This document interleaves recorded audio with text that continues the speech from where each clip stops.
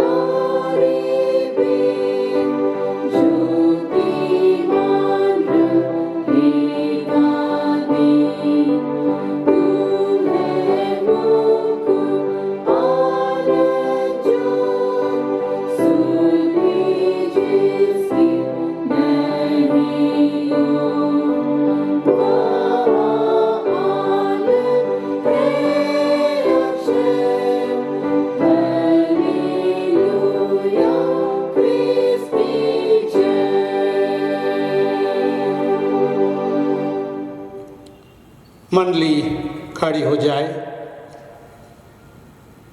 परमेश्वर पिता, पुत्र और पवित्र आत्मा के नाम से आमीन।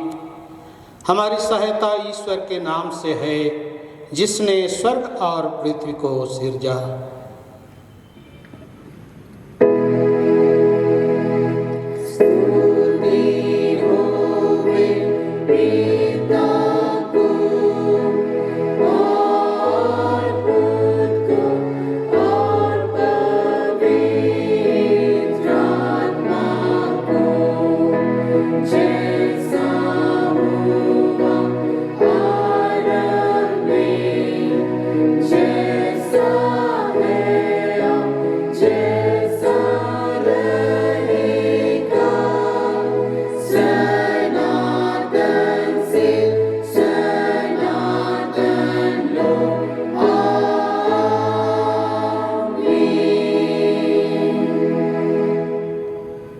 ईश्वर के सामने अपने पापों को दीनता से मान लेवे।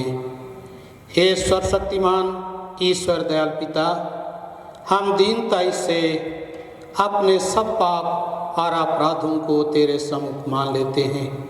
तू अपने प्रिय पुत्र हमारे प्रभु यीशु ख्रीस्त के कारण हम पर दया दृष्टि कर और हमारे सब पापों को क्षमा कर। आमीन।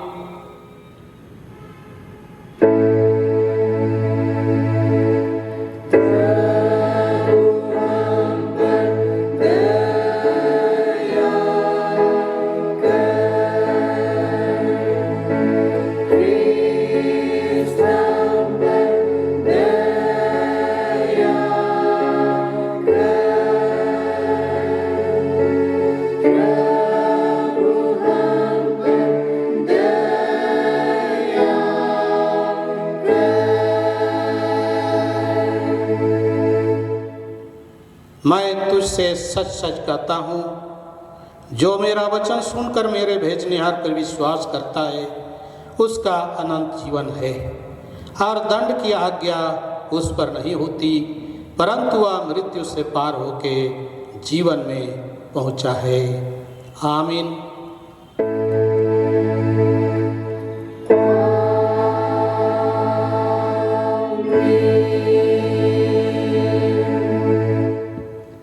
मंडली उठे। सबसे ऊंचे स्थान में ईश्वर का गुणानुवाद हुए।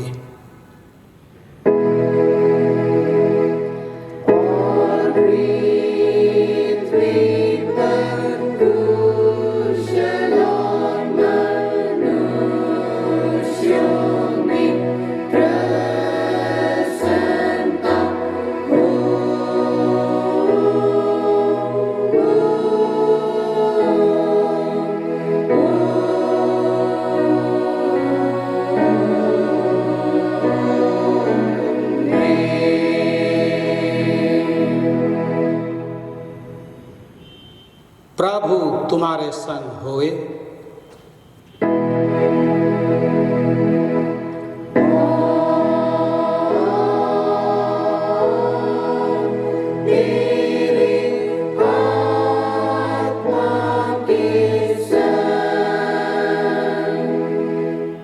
आइए हम प्रार्थना करें।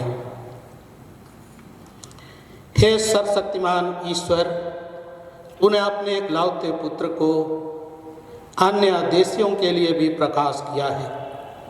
हम तेरी विनती करते हैं कि मंगल समाचार की ज्योति हमारे और हमारे संतानों के पास ठहरा और दया करके समस्त जातिगणों के पास पहुँचे, जिससे सब अंधकार और मृत्यु की छाया में बैठने हारों पर तेरी महिमा प्रकट हो।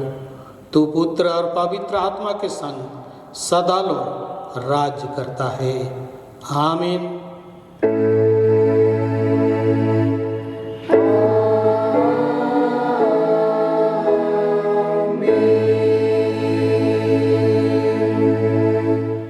आज के निमित्त जो पवित्र वचन ठहराया गया है वह हमें मिलता है यूहन्ना रचित सुसमाचार उसके पहले अध्याय उसके 35 पद से 42 पद लो। यूहन्ना रचित सुसमाचार उसके पहला अध्याय पद 35 से आगे 42 पद लो। ईश्वर का पवित्र वचन यहाँ इस प्रकार मिलता है। दूसरे दिन फिर यूहन्ना और उसके चेलों में से 2 जन खड़े हुए थे और उसने यीशु पर जो बजा रहा था दृष्टि करके कहा, देखो यह परमेश्वर का मेमना है। तब वे दोनों चेले उसकी यह सुनकर यीशु के पीछे हो लिए। यीशु ने मुड़कर उनको पीछे आते देखा और उनसे कहा, तुम किसकी खोज में हो? उन्होंने उससे कहा, हे रब्बी अर्थात हे गुरु, तू कहाँ रहता है? उसने उनसे कहा, चलो तो देख लोगे। तब उन्होंने जाकर उसके रहने का स्थान देखा और उस दिन उसके साथ रहे। या 10वें घंटे के लगभग था। उन दोनों में से जो यूहन्ना की बात सुनकर पीछे यीशु के पीछे हो लिए थे, एक सिमोन पतरस का भाई अंद्रियस था। उसने पहले अपने सागे भाई सिमोन से मिलकर उससे कहा, हमको ख्रिस्त अर्थात मसीह मिल गया। वह उसे यीशु के पास लाया। यीशु ने उस पर दृष्टि करके कहा, तू यूहन्ना का पुत्र सिमोन है, तू कैफा अर्थात पतरस कहलाता है। यहाँ तक आमीन। तेरा धन्यवाद हो हे ख्रिस्त यीशु। हालेलुया। Hallelujah, hallelujah, hallelujah.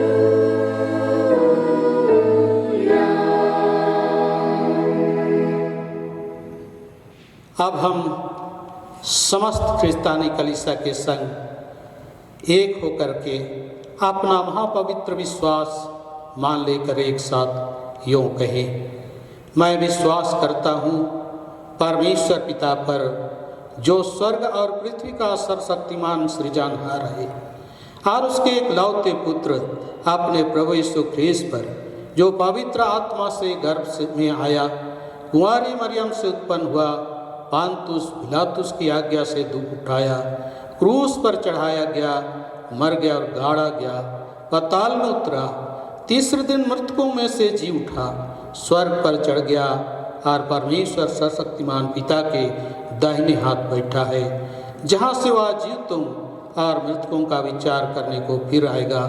मैं विश्वास करता हूँ पवित्र आत्मा पर, एक ही पवित्र ख्रिस्तानी कलीसिया, पवित्रों की संगत पर, पापों की क्षमा, देह की जी उठने और अनंत जीवन पर। आमीन।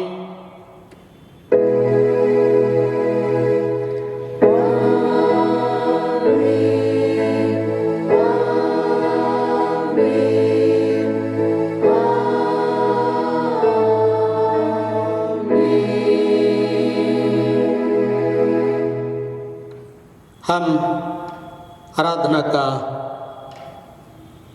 दूसरा गीत गाएंगे, गीत नंबर 257। गीत नंबर 257 257। हालेलुया। प्रभु मेरे तेरा धन मैं मानता हूँ, फिर एक साल अनुग्रह तेरे जीवन में मैं रहा हूँ।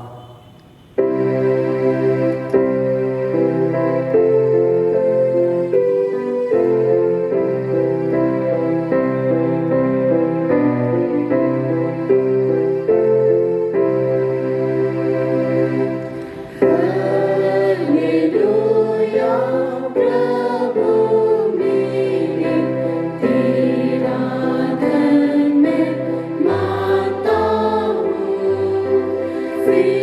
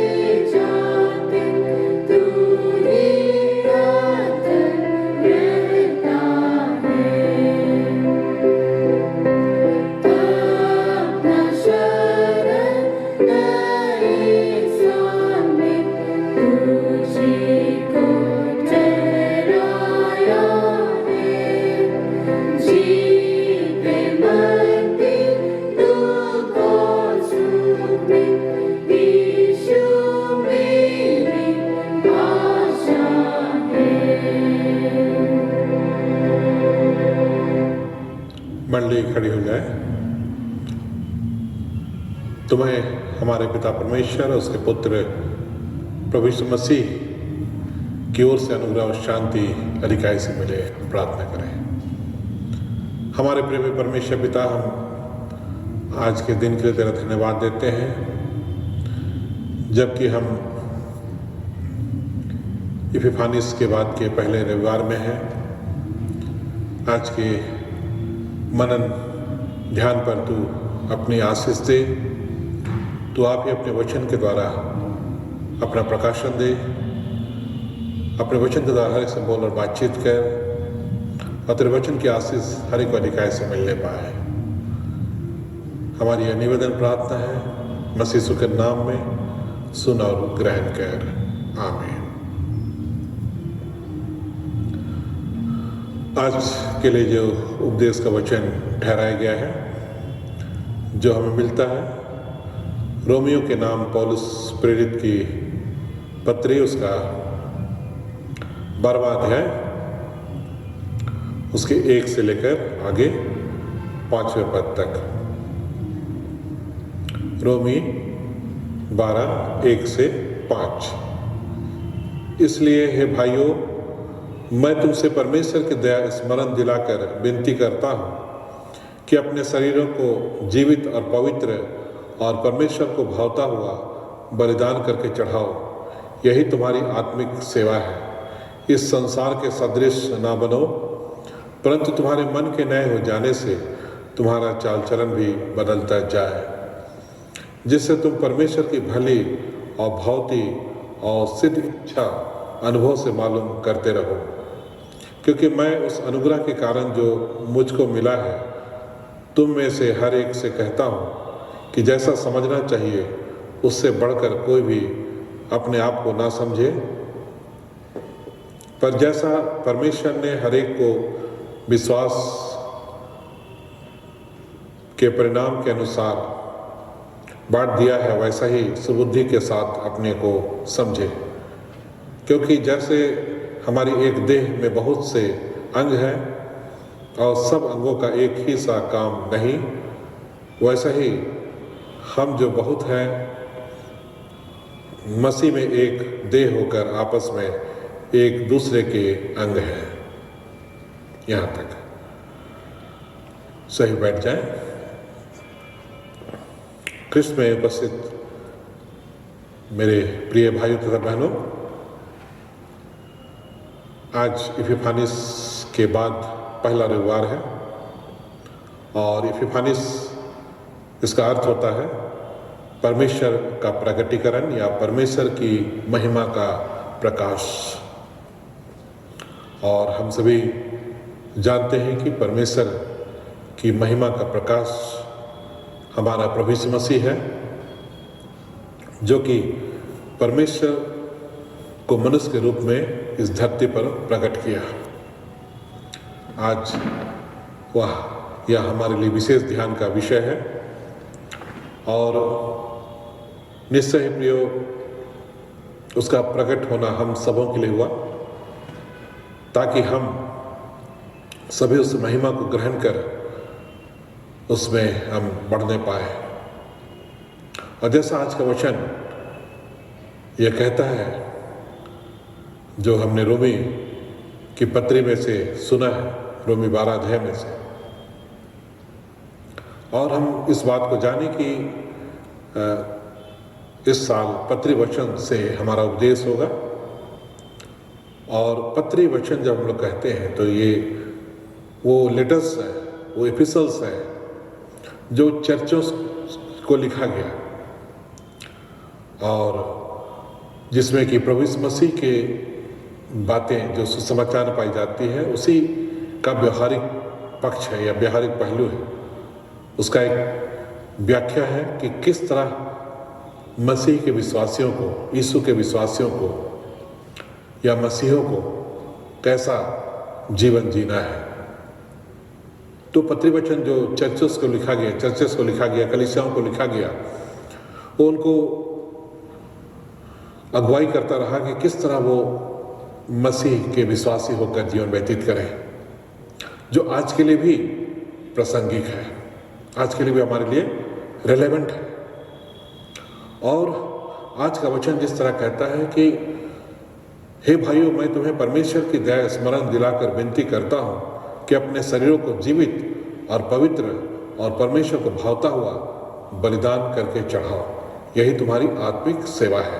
हम जानते हैं कि बलिदान की प्रथा जो थी वो पुराने नियम में हम एक व्यवस्था के रूप में देखते हैं, जहाँ कई पशु या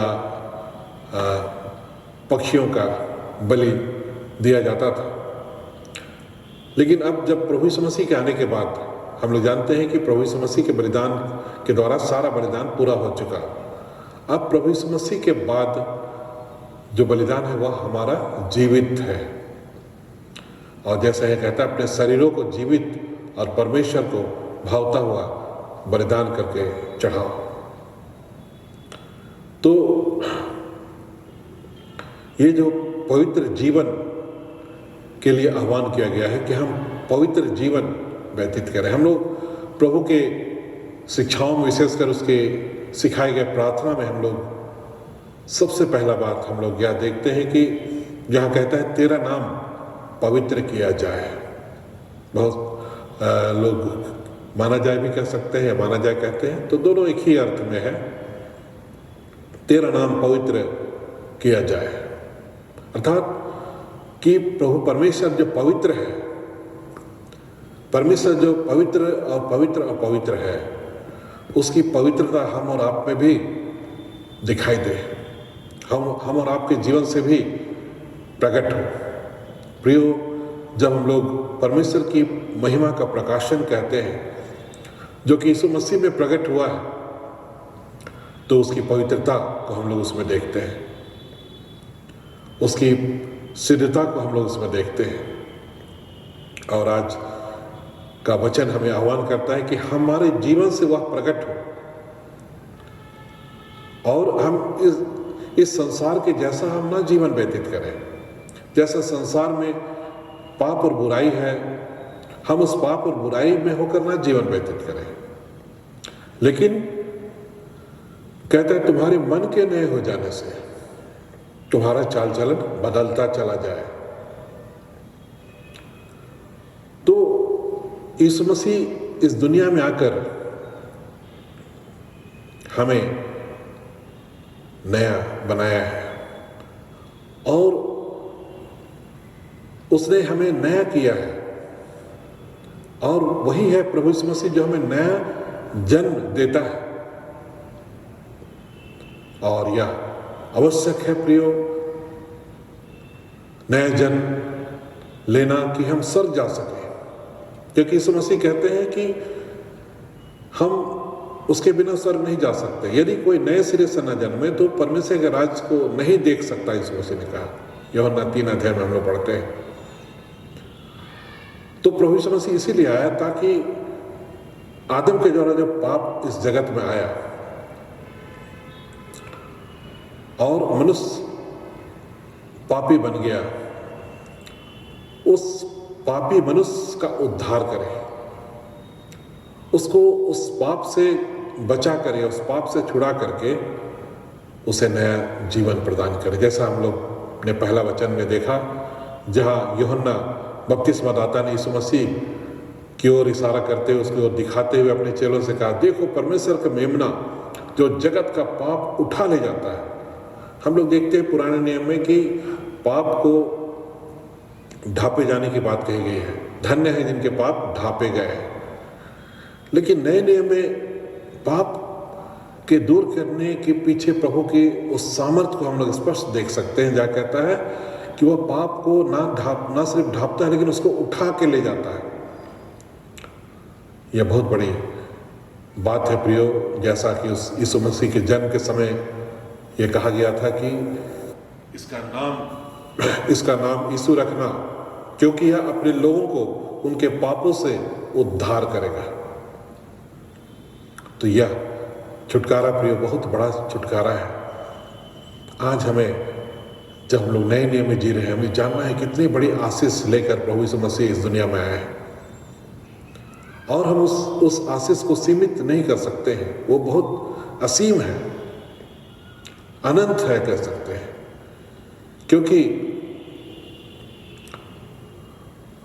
वह हमें उस महिमा मिले की ओर ले जाता है जो कि यूहन्ना के पत्री वचन में जैसा हम लोग पढ़ते हैं या सुनते हैं। जैसे पिछले इपिफानिस पर्व के दिन यह वचन उपदेश के लिए रखा गया या ठहराया गया था, जहाँ ये कहता है कि देखो पिता ने हमसे कैसा प्रेम किया कि हम परमेश्वर के संतान कहलाए, और हम है भी कहता है।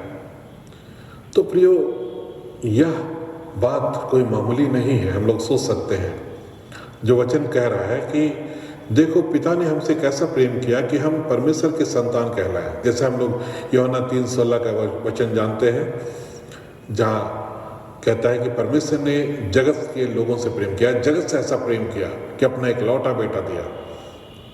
और उसका उत्तर हम लोग इस पत्री वचन में स्पष्ट देख सकते हैं कि इसका परिणाम क्या हुआ या इसके द्वारा क्या लाभ हुआ। तो यहाँ कहता है कि परमेश्वर ने हमसे कैसा प्रेम किया कि हम परमेश्वर के संतान कहलाए। ये बहुत बड़ी बात है। परमेश्वर का संतान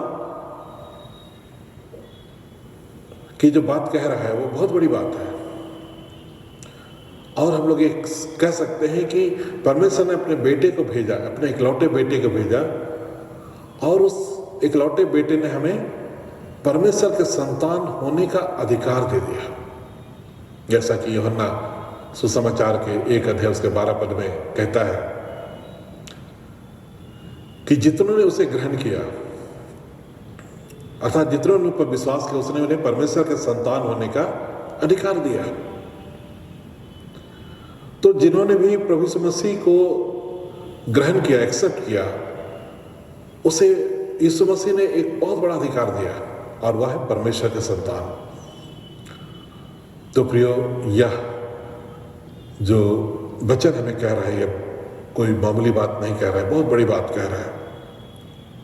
और इसलिए कहता है, हे प्रियो, अब हम परमेश्वर के संतान हैं, और अभी यह प्रकट नहीं हुआ कि हम क्या कुछ होंगे।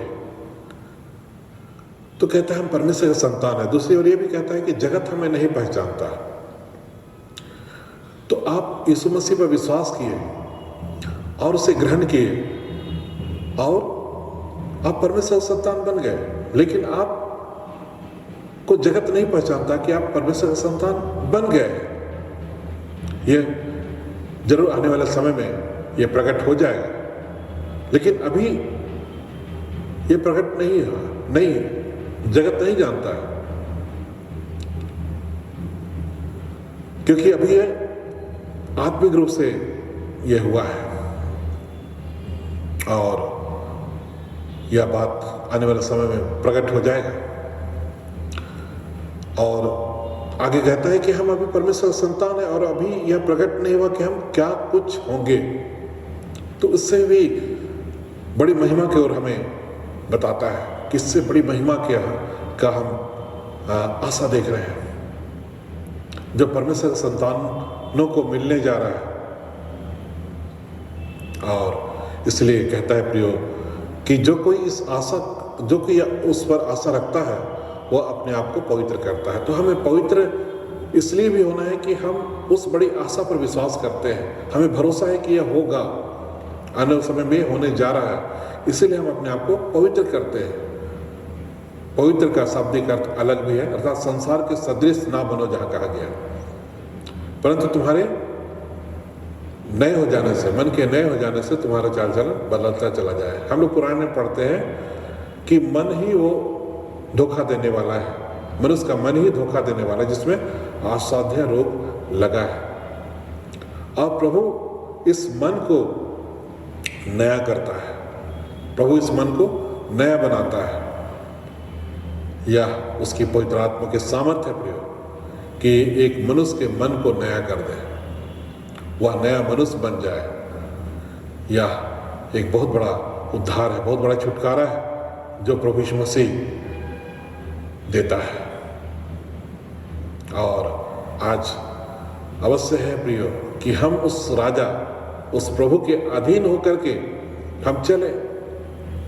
पुराने नियम में हम जैसे देखते हैं कि प्रभु के आने की बात कहता है और उस महिमा के प्रकट होने की बात कहता है, और ये कहता है कि परमेश्वर आने वाले दिनों में तुमसे एक नई वाचा बांधेगा, परमेश्वर तुम्हें एक नई वाचा देगा और तुम्हारे पत्थर के हृदय निकालकर तुमको एक नया मांस का हृदय देगा कि तुम परमेश्वर के इच्छा अनुसार चलो। तो प्रियो, यह एक बहुत बड़ी बात यहाँ कहता है, बहुत बड़ी प्रतिज्ञा वहां पर की गई जो यीशु मसीह के द्वारा पूरा होता है। और निश्चय ही प्रियो, वचन कहता है कि मैं अपनी आत्मा तुम में समवाऊंगा, और यह तो परमेश्वर की आत्मा की सामर्थ्य प्रियो कि जब उसका काम हमारे जीवन में होता है तो हम एक नया सोच रखने लगते हैं, नए सिरे से देखने लगते हैं और एक दूसरे को क्षमा करते हैं, परमेश्वर का प्रेम हम अनुभव करते हैं और हम एक दूसरे के प्रति हम प्रेम प्रकट करते हैं। और निश्चय यह परमेश्वर का अद्भुत छुटकारा है, अद्भुत उद्धार है और उसकी महिमा का अद्भुत प्रकाशन है। और आज हम कह सकते हैं कि यह संसार, यह दुनिया, जो कि जिस तरह से आज दुनिया की जो चाल चलन है, जहाँ हर तरह की पाप बुराई है, ईर्ष्या जलन द्वेष हिंसा है, लीला क्रीड़ा है, व्यभिचार है, चोरी हत्या और इस तरह के जो बुराई के काम है, जो कि पाप का स्वभाव है, और इस को दूर करने के लिए, इससे मनुष्य को उद्धार देने के लिए ही प्रभु यीशु मसीह आए। आज प्रिय, जो भी दीनता के साथ उस प्रभु पर विश्वास करता है, प्रभु की अपनी सामर्थ्य के द्वारा उसे पूरा पूरा छुटकारा देते हैं, पूरा पूरा उद्धार देते हैं। जैसे इब्रानी में कहता है कि जो उसके पास आता है उसको पूरा पूरा उद्धार देता है। और इसलिए आज हम एक ही के लिए अवश्य है प्रियो कि इस इपिफानिस काल में जब हम लोग जी रहे हैं, जहाँ हम परमेश्वर की महिमा के प्रकाशन की ओर हम ध्यान कर रहे हैं, इन बातों को सोचें, इन बातों पर विचार करें कि परमेश्वर की महिमा यीशु मसीह प्रकट हुई है और वह हम और आपके लिए प्रकट हुई है कि हमारे द्वारा से वह महिमा इस संसार में प्रकट हो। यीशु मसीह कहते हैं तुम्हारे द्वारा से, तुम्हारे भले कामों को देखकर लोग उस परमेश्वर की बड़ाई करें जो सच्चा जीवित परमेश्वर है। आज हम लोग इस नए साल में भी प्रवेश कर गए हैं। आज हम इस लक्ष्य के साथ जीवन व्यतीत करें कि हम उस महिमा को पहचानें, उस महिमा को हम पूरी तरह से अपने जीवन में हम ग्रहण करें और उस महिमा को इस संसार में हम प्रकट करें। और निश्चय ही यह हमारी बुलाहट है प्रियो, हर एक मसीह के विश्वासियों की यह बुलाहट है कि वो परमेश्वर की महिमा को प्रकट करें।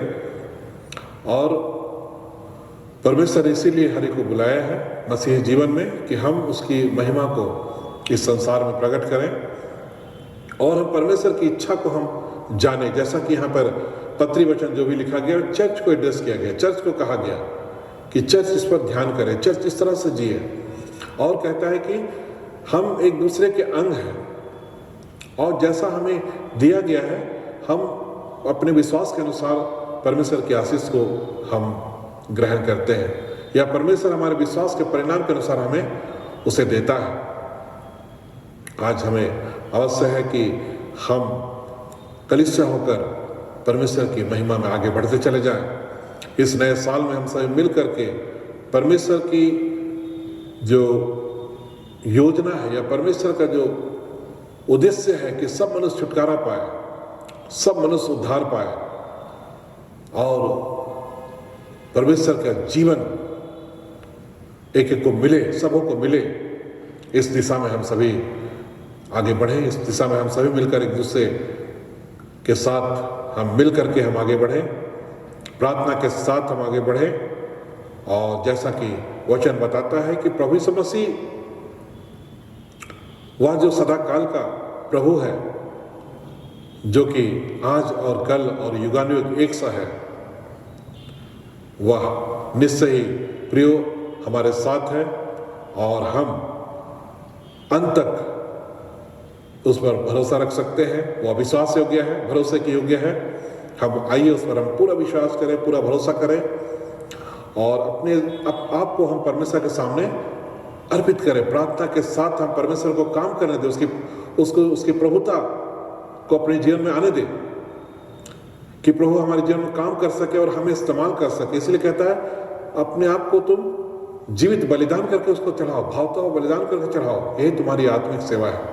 जब हम लोग कहते हैं हमारे पिता तेरा नाम पवित्र किया जाए या पवित्र माना जाए, तो प्रियो यही प्रार्थना है कि परमेश्वर हमारे जीवन में पवित्रता को लाए और हमारे जीवन में परमेश्वर की पवित्रता आए और परमेश्वर का राज हमारे जीवन में आए, हमारे परिवार में आए, हमारे समाज में आए, हमारे देश में आए। परमेश्वर का राज जो कि न्याय का है, जो कि धार्मिकता का है, जिसमें अन्याय नहीं है, अत्याचार नहीं है, बुराई इत्यादि बातें नहीं है, लेकिन जहाँ सच्चाई है, जहाँ धार्मिकता है, जहाँ न्याय है और परमेश्वर इन्हीं बातों से प्रसन्न होता है। आइए हम परमेश्वर के इस आह्वान को जो वचन में हमें किया गया है स्वीकार करते हुए हम अपना जीवन उसे समर्पित करें और परमेश्वर के वचन को अपने जीवन में काम करने दें, परमेश्वर की पवित्र आत्मा को हम अपने जीवन में काम करने दें, ताकि हमारी बुलाहट पूरी हो, हम अपनी बुलाहट को पूरा करें और परमेश्वर का उद्धार एक एक जन तक पहुंच सके। आमीन। हम प्रार्थना करें। हमारे प्रेमी परमेश्वर पिता, हम तेरा धन्यवाद देते हैं। सचमुच प्रभु परमेश्वर तू भला है, तेरी करुणा सदा की है। हाँ पिता, तेरा वचन जीवित है, तेरा वचन प्रबल है। तू आप ही अपने वचन के द्वारा हर एक से बातें करता है, हर एक की अगुवाई करता है, ताकि प्रभु परमेश्वर लोग सिद्ध बने और हर एक भले काम के लिए तत्पर हो जाए। तो अपनी पवित्र आत्मा के सामर्थ से को भर दे, क्योंकि जिस तरह तेरा दास पौलुस प्रेरित कहता है, जो मुझे सामर्थ्य देता है उसमें मैं सब कुछ कर सकता हूँ। हाँ प्रभु, मनुष्य अपने आप में दुर्बल है, लेकिन तू उसे सामर्थ्य देता है ताकि वह भलाई कर सके, ताकि वह तेरी महिमा कर सके।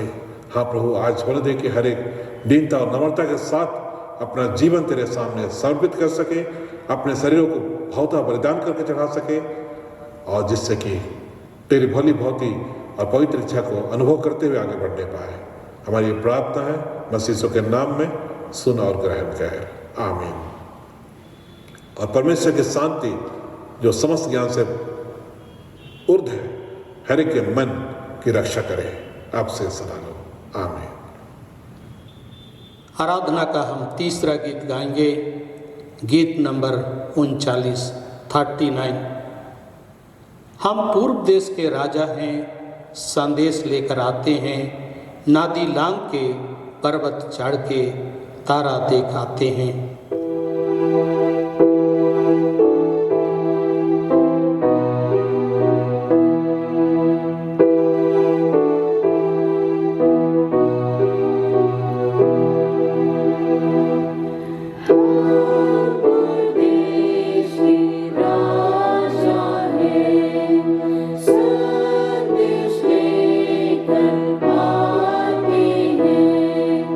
Nadi Langi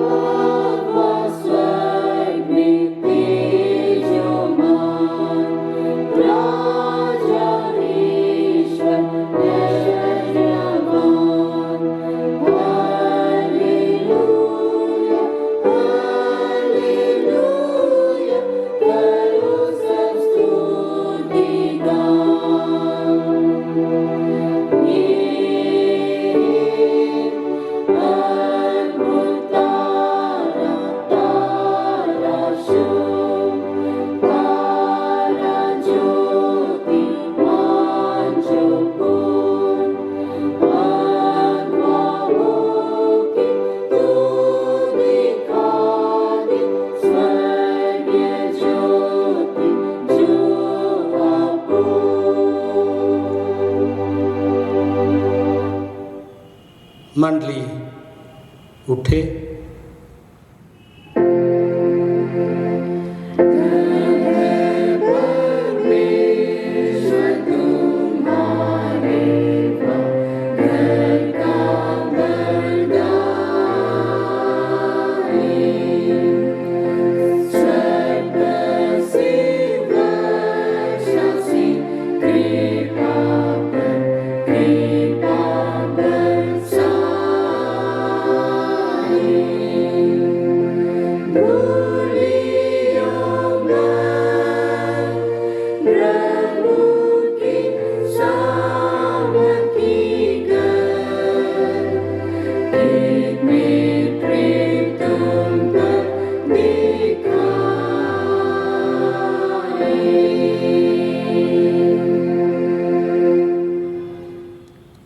आइए हम अंतिम प्रार्थना करें। हे प्रभु परमेश्वर स्वर्गवासी पिता, हम तेरी विनती करते हैं अपनी ख्रिस्तानी कलीसिया और उसके सारे सेवकों की अगुवाई कर कि वे तेरे वचन के निर्मल उपदेश में ठहरे, जिससे सच विश्वास और प्रेम हमें बढ़े और दृढ़ाया जाए।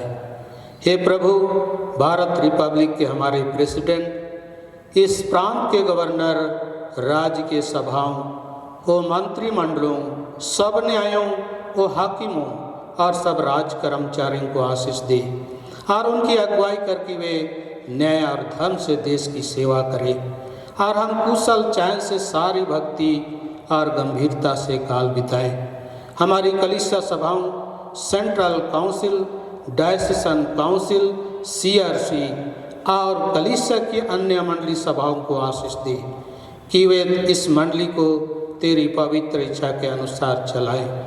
जगत के लूथेरान कलीसिया और देश विदेश के हमारे सभी ख्रिस्त विश्वासी मित्रों को आशीष दे कि हम ख्रिस्तीय प्रेम और सहयोग में आगे बढ़ें और जगत में तेरी साक्षी के लिए अधिक सामर्थ पाएं। हमारी कलीसिया के सब काम पर आशीष दे, लड़के लड़कियों की शिक्षा पर आशीष दे कि वे तेरे भय, प्रेम और भरोसा में बढ़ते जाएं। कलीसिया के विद्यालयों, शिक्षण, प्रशिक्षण, महाविद्यालयों और अन्य संस्थाओं को संभाल और उनकी बढ़ती दे और उनके द्वारा कलीसिया के लिए आत्मिक और लौकिक आशीष दे। खेती बाड़ी और हर एक काम उद्यम को सफल कर, जिससे हर कोई सुविवेक से तेरे आगे चले और अपनी जीविका पाए। अपनी कृपा से उन सबों पर दृष्टि कर जो कंगालपन, रोग और नाना प्रकार की सकेती और दुख में हैं, उनको शांति दे। हे प्रभु, आज के आराधना के क्रम में हम सबों ने मुट्ठी दान, घड़ा दान, विशेष दान, गुप्त दान, सभी प्रकार के दानों को तेरे चरणों तले लाते। प्रभु, उन दानों को जो तेरे दिए हुए भंडार से हम सबों ने दिया है, उसे आशीषित कर, ताकि कलीसिया सेवा में जीवन की बढ़ती के साथ आगे बढ़े और प्रभु हम सबों का जीवन आशीषमय हो। इस संसार को अपने सामर्थ्य हाथों से संभाले, जबकि महामारी के कारण लोग चिंतित हैं, व्याकुल हैं। प्रभु, उन सबों को उससे चंगाई दे, भले चंगे निरोग पाए जाकर तेरी महिमा की योग्य उनका जीवन हो। प्रभु परमेश्वर, हम अपने मंडली और कलीसिया के हरेक मंडलियों में जहाँ कहीं भी पवित्र विवाह हो रहा है, उस पवित्र विवाह में विवाहित जोड़ों को आशीष दे, अगुवाई कर कि तेरे महान कार्य में आगे बढ़े और तेरे विश्वास में उनका जीवन स्थिर रहे। उन वचन जोड़ों को भी तेरे हाथ में समर्पित करते हैं, जो वचन दे करके एक दूसरे को दिए, तेरे सम्मुख दे करके पवित्र विवाह के लिए तैयार हैं, उनके तैयारी में तू सहायता कर। प्रभु, जितने भी रोग, दुख, संकट, मुसीबतों में पड़े, अस्पतालों में पड़े लोगों के साथ हो, अपनी बड़ी अनुग्रह के द्वारा अगुवाई कर। पिता ईश्वर, हमारी कलीसिया के सब भाई बहनों की रक्षा कर, जो दूसरे देशों में चले गए कि वे सब जोखिम और परीक्षाओं में विश्वासी ठहरे।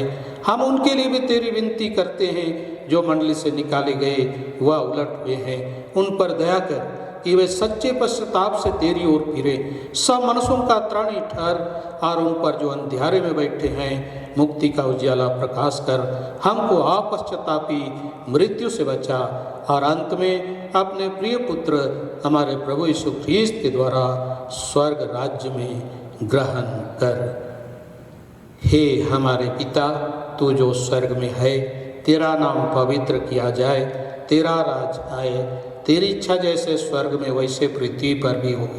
हमारे प्रतिदिन की रोटी आज हमको दे और हमारे अपराधों को क्षमा कर जैसे हम भी अपने अपराधियों को क्षमा करते हैं, और हमको परीक्षा में मत डाल परंतु बुराई से छुड़ा, क्योंकि राज्य और पराक्रम और महत्व सदा तेरे ही हैं। आमीन।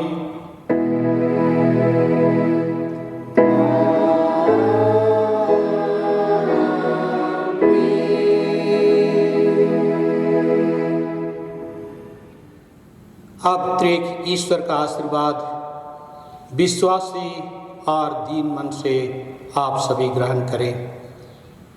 परमेश्वर तुझे आशीष देवे और तेरी रक्षा करे। परमेश्वर अपना मुख का प्रकाश तुझ पर करे और तुझ पर अनुग्रह करे। परमेश्वर अपना मुख का प्रकाश तुझ पर करे और तुझे कुशल देवे। आमीन।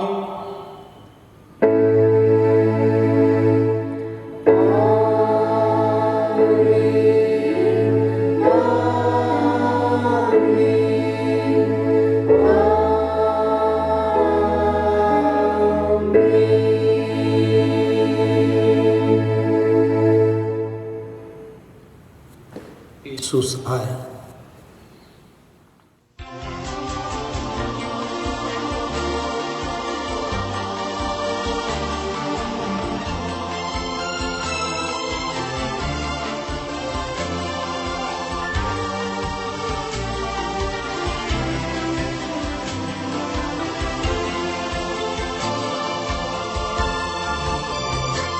सारी सृष्टि के मालिक तुम ही हो, सारी सृष्टि के रक्षक तुम ही हो।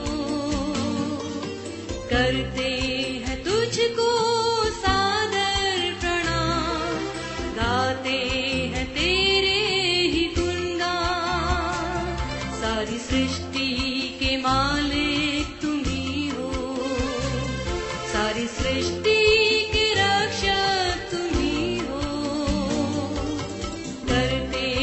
तुझको सादर प्रणाम, गाते हैं तेरे गुणगान।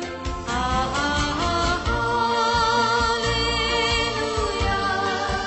हालेलुया,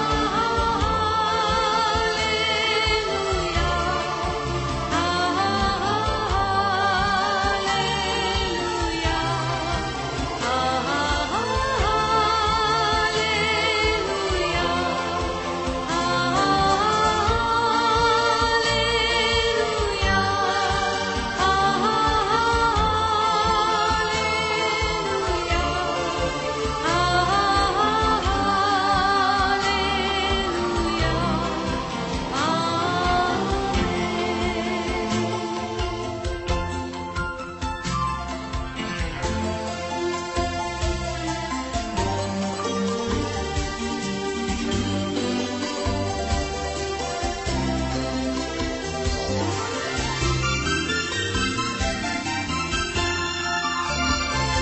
सारी सृष्टि को तेरा सहारा, सारे संकट से हमको बचाना। तेरे हाथों में जीवन हमारा है, अपनी राह पर हमको चलाना। सारी सृष्टि को तेरा सहारा, सारे संकट से हमको बचाना। तेरे हाथों में जीवन हमारा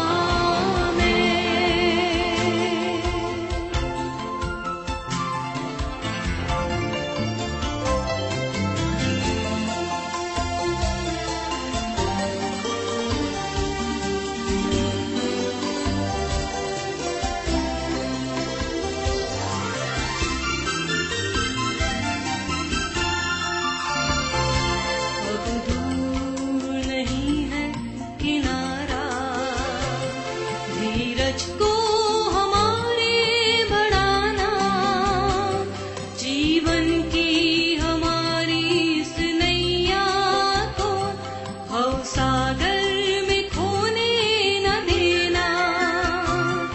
अब दूर नहीं है किनारा, धीरज को हमारे बढ़ाना, जीवन की